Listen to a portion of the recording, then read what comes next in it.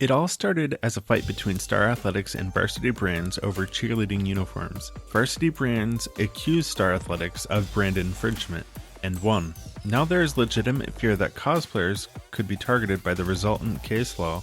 I asked 4 cosplayers what they thought about the possible decision. I start off by talking to a lady named Mary who is wearing a beautiful dress that is derivative of Doctor Who's TARDIS. There might be a Supreme Court ruling that would limit the ability of cosplayers to make their own costumes. How do you feel about that if that happens? I think that the fandoms really are a big selling point for a lot of the franchises. And any franchise that squashes the cosplayers who are free advertising, if they're doing it beautifully, that would be kind of foolish. Why would somebody turn down, free advertising? If it's all about gouging as much money as you can out of the fans, they're going to lose interest. I then go on to talk to Corey Elmore, who is the werewolf from Hemlock Grove.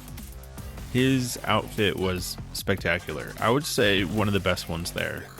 Awesome. And what do you think about the Supreme Court ruling that might affect cosplayers being able to make their own uniforms and dress up? I don't think it's really going to affect us because honestly, Deadpool is a good example of where fans took ownership of the property and they said, we want this. It was leaked accidentally by someone, but it's a good example of the fans saying, we like this, we are your audience, we want it, and we got it. And I think arguably it went against what the studio wanted to do.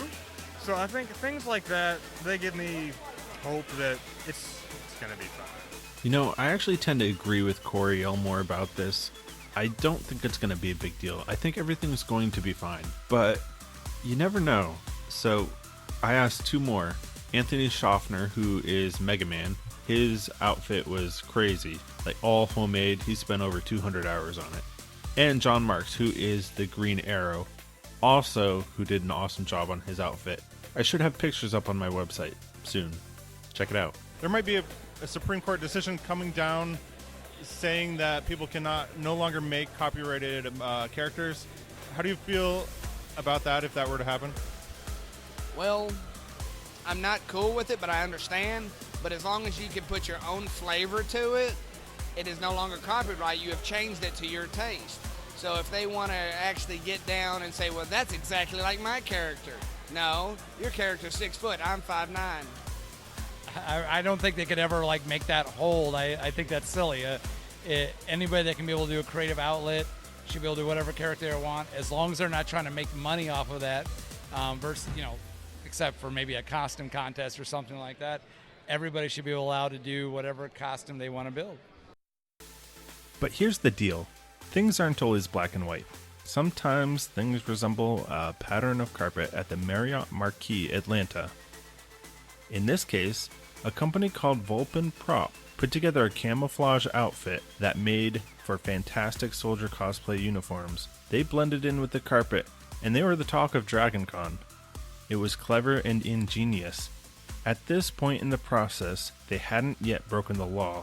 It was only afterward, when Vulpin Prop made the fabric design available through a print-on-demand service, that they were issued a cease and desist order by Coriston Incorporated. This is what Vulpin Props had to say about it. Coriston, the copyright holder for the design of the pattern, is fully within their rights to issue the CND, and I absolutely support their action. I wouldn't want anyone recasting my props, and they should take similar actions to protect their designs.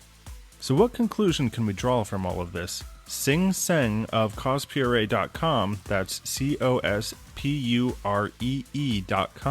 says that normal cosplayers are well within the legal definition of fair use. A link to her article is in the show notes.